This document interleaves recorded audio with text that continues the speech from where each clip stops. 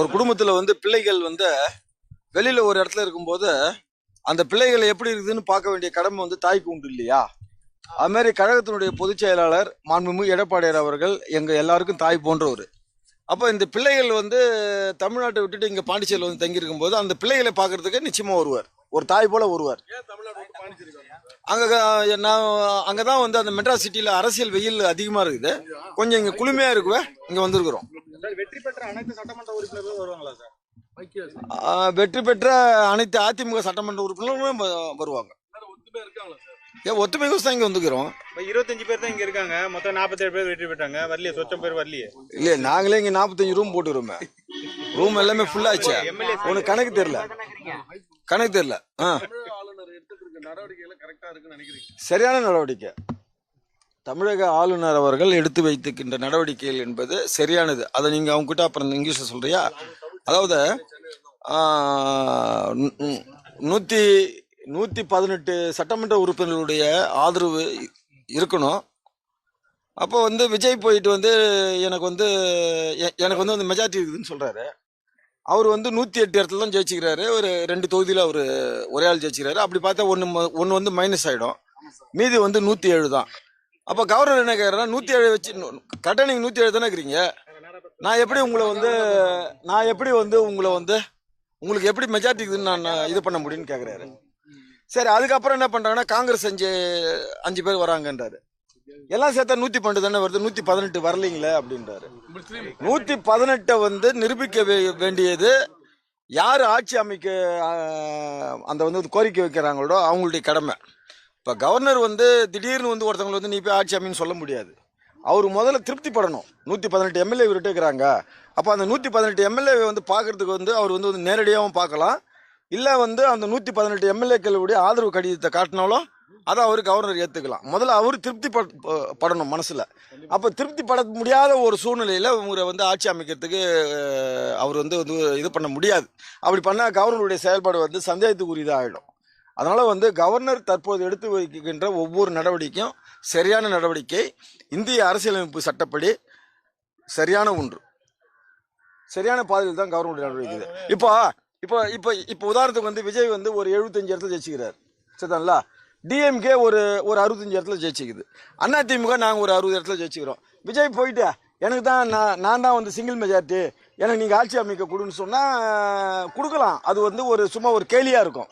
ஏன்னா இன்னும் ஒரு 2-3 நாளில் நீங்கள் ப்ரூவ் பண்ண வேண்டிய சூழ்நிலை இருக்குது.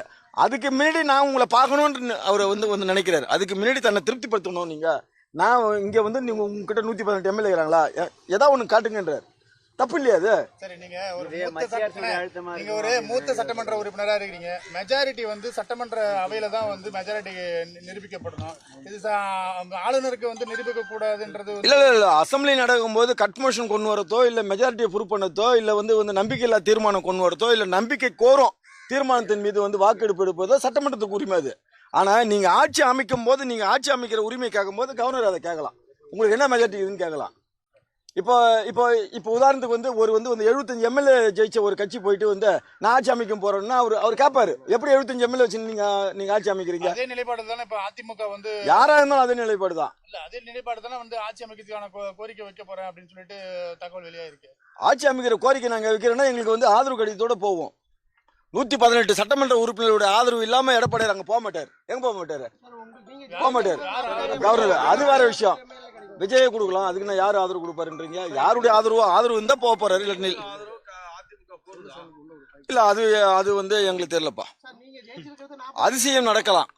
அதாவது ஒரு நிமிஷம் சார், ஒரு நிமிஷம் 1968 பேரறிஞர் அண்ணாவால் துரத்தடிக்கப்பட்ட காங்கிரஸ் 32 கிட்டத்தட்ட வந்து 58 ஆண்டு காலத்துக்கு பிறகு ஆட்சியினுடைய சுகத்துக்கு தன்மானத்தை விட்டுட்டு எதிரெதிர் அணியில் போட்டியிட்ட போதிலும் ஸ்டாலினுக்கு துரோகத்தை செஞ்சுட்டு நீங்கள் வந்து விஜய் பின்னாடி ஓடுறீங்க. அப்போ காங்கிரஸ் நடவடிக்கை சரியானதா? அப்போ காங்கிரஸ் வந்து ஒரு தேசிய கட்சி, காங்கிரஸ் பல்வேறு நிலைப்பாடுகளை ஒரே டைமில் எடுக்கிறீங்க. ஒரு பக்கம் பார்த்தீங்கன்னா கம்யூனிஸ்ட்டை வீட்டு காமிச்சிட்டு கேரளாவில் வரீங்க. இங்கே வந்து என்ன பண்ணுறீங்கன்னா அதே கம்யூனிஸ்ட் வந்து நீங்கள் வந்து நாங்கள் அங்கே போயிட்டோம், வாங்கன்னு சொல்லிட்டு ஆதரவு வந்து அங்கே போய் உட்காந்து கேட்டுக்கிறீங்க. இதுக்கு வந்து காங்கிரஸ் வந்து புரோக்கர் வேலை செய்யுது. விஜய் முதலமைச்சராக வருவதற்கு காங்கிரஸ் கட்சி அந்த அதிகார பதவி வெறிக்காக புரோக்கர் வேலை செய்யுது. கேவலமான புரோக்கர் வேலை. பேரறிஞர் அண்ணா அவர்களால் தமிழகத்தில் 58 ஆண்டுகளுக்கு முன்பு துரத்தி அடிக்கப்பட்ட இந்த காங்கிரஸ் பதவி வெறிக்காக தன்னுடைய நிலை மறந்து கேவலமான செயல்பாடுகளில் ஈடுபடுது. அதை வந்து திராவிட இயக்கங்கள் நிச்சயமாக நாங்கள் முறியடிப்போம். Why AIADMK MLAs in Puducherry? Why all of you here? அதான் மெட்ராஸ் சிட்டியில வந்து ஹாட் வெயில் சொன்ன பொலிட்டிக்கல். இங்க வந்து கொஞ்சம் கூலிங்கா இருக்குது. Pondicherry So here also heat, here also sweating. Here also heat.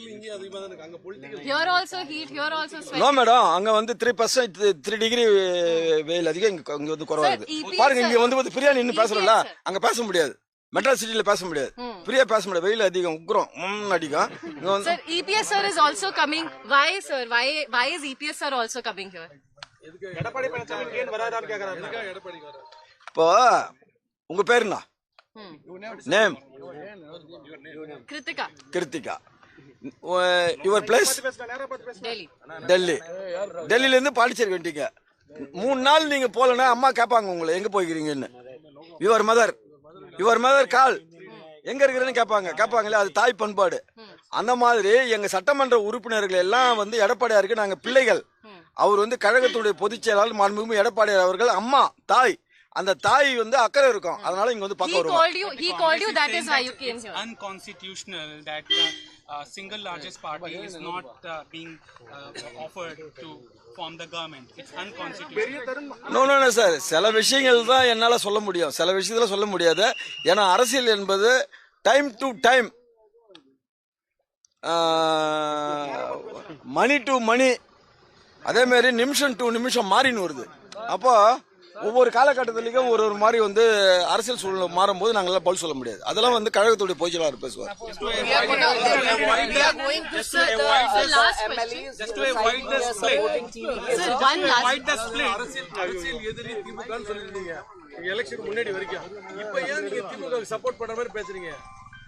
இல்ல நாங்க திமுக சப்போர்ட் பண்ணியே பேசலையே. நாங்க திமுக சப்போர்ட் பண்ணி பேசலையா? இல்ல அவரு அதாவது வந்து மக்கள் வந்து யாரை தேர்ந்தெடுக்கணும், ஆட்சியில உட்கார வைக்கணும்ன்ற ஒரு பண்பாடு இருக்குது. அந்த பண்பாடை வந்து ஒரு சில மாயைகள் வந்து மறைக்கும் போது அந்த வருத்தங்கள் வரத்தான் செய்யும்.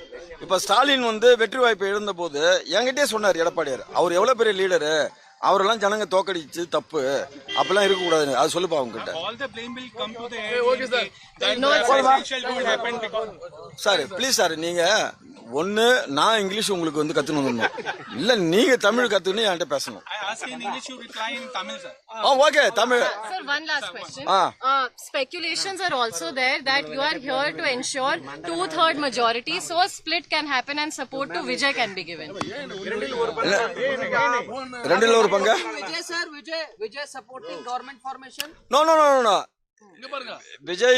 விஜய் வந்து 118 மெஜாரிட்டி சீட்ஸ், பட் 107 100%ல 50% ஓட்டர்ஸ் ஓட் போடல. 35% தான். 65% பீப்புள் விஜய் அகைன்ஸ்ட் ஓட்டர்ஸ். எப்படி நீங்க வந்து அவருக்கு வந்து மக்கள் வந்து மெஜாரிட்டி கொடுத்தாங்க சொல்றீங்க? எப்படி சொல்றீங்க? வரீங்களா? One English sir, one PTI, 2 PTI.